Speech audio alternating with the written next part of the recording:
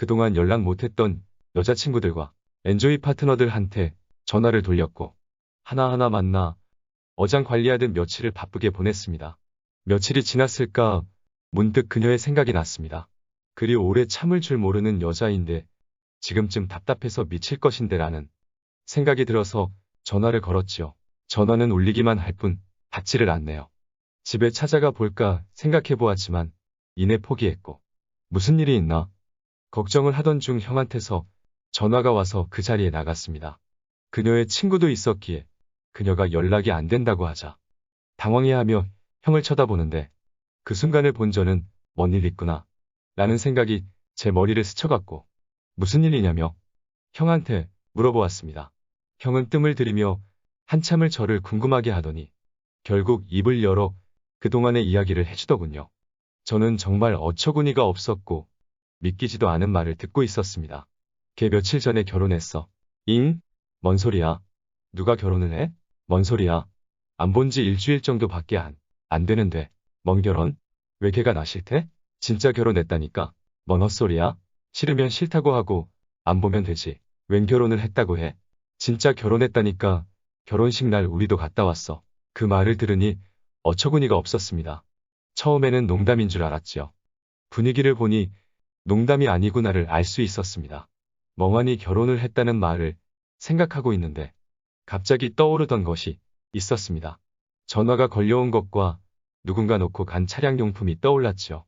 방어전을 치르는 동안 오빠가 다녀간 사실이 그 남자가 그럼 그녀와 결혼할 남자였구나 라는 생각이 떠올랐습니다.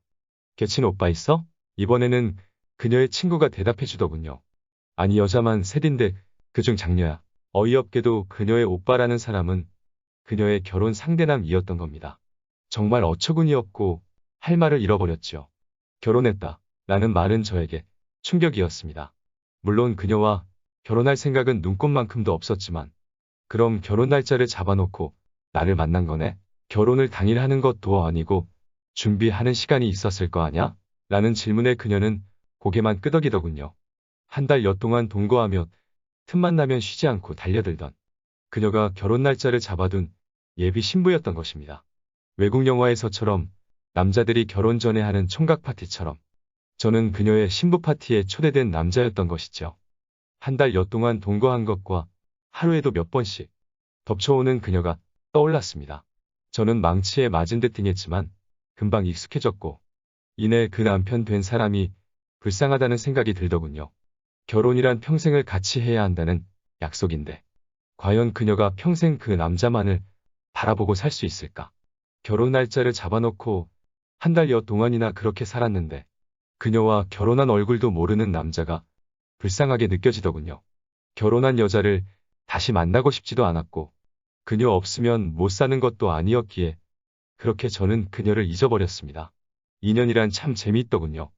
1년의 시간이 흘렀고 우연찮게 그녀를 만날 수 있었습니다. 카센터에서 그녀의 사진을 보게 되었습니다. 오일을 갈아달라고 하고 저는 사무실로 들어가서 의자에 앉았습니다. 제 눈에 들어오는 작은 사진이 하나 있더군요. 사장의 결혼사진 같아 보였습니다. 그런데 가만 보니 어서 많이 본 여자의 얼굴이었습니다. 바로 생녀의 얼굴이었던 거지요. 순간 세상이 좁구나 라는 생각이 들었습니다. 그 생녀의 얼굴을 보니 그녀가 질러대던 신음소리와 교태, 절정의 순간에 하는 행동들이 떠오르더군요. 집 앞에 놓고 간 양털 시트와 선물들이 생각났습니다. 선물에 대해서 한순간 모든 의문점이 사라지더군요. 그렇게 웃음을 지으며 그 사진을 보고 있는데 누군가 사무실로 들어왔습니다. 여자의 향수 냄새가 나서 무의식적으로 그 향수의 주인공을 쳐다보았죠. 여자는 저를 보고 순간 당황했지만 이내 차분하게 대응하더군요. 가벼운 목 인사를 하고는 커피를 한 잔 내주고는 손님을 대하듯 깍듯하게 대해주었습니다. 저는 아무 말 없이 커피 한 잔을 마시고는 차 쪽으로 나갔고 오일을 다 갈고는 직원에게 얼마냐고 물었습니다. 사무실에 들어가서 계산하시라고 하고는 다른 차를 보러 가더군요. 사장은 자리에 없었고 직원만 볼 수 있었습니다. 사무실로 가서 10만 원짜리 수표 하나를 꺼내 들고 전화번호와 차 번호를 적고 그녀에게 주었습니다. 그녀는 거스름 돈을 주고는 저를 향해 웃음을 지어 보였습니다. 계산을 하고 나온 저는 차를 몰고 목적지로 가고 있는데 모르는 전화번호로 전화가 와서 받았습니다. 모르는 번호를 보는 순간 혹시 그녀가 아닐까? 란 생각으로 전화를 받았지요. 내 번호를 보고 전화하지 않을까? 라는 생각을 잠시 했던 터라 내심 기대하며 전화를 받았습니다.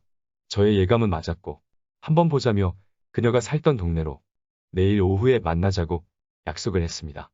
그녀는 저를 부를 때 이름을 부르지 않고 자기라고 합니다.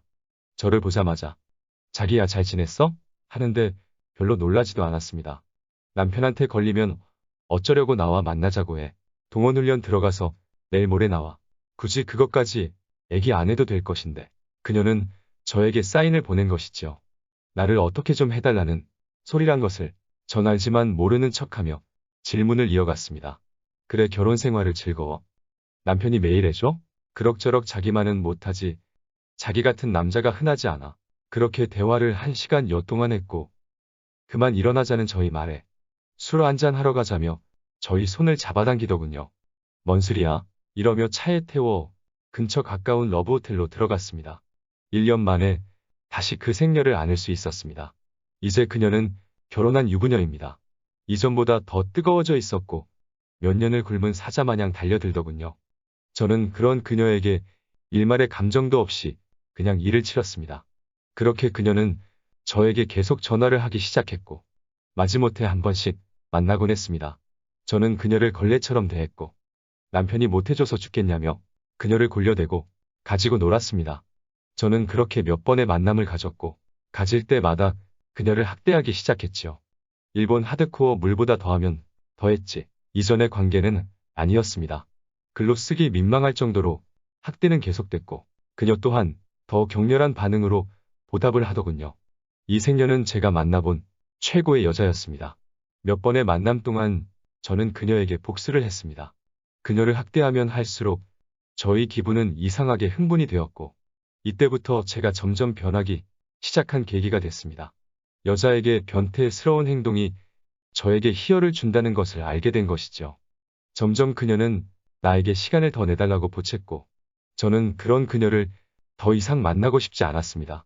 지금 같으면 더 신나게 가지고 놀았겠지만 그녀의 남편이 떠올라 더 이상은 안 돼 라고 하고 관계를 청산했습니다. 그 남편들이 불쌍해서 이때부터 저는 유부녀 사절이라는 단어를 제 머릿속에 각인하는 계기가 되었지요. 그녀의 남편은 그녀가 생녀는 것을 알고 있을까? 궁금해지더군요. 여기까지입니다. 구독, 좋아요, 알림 설정 부탁드립니다.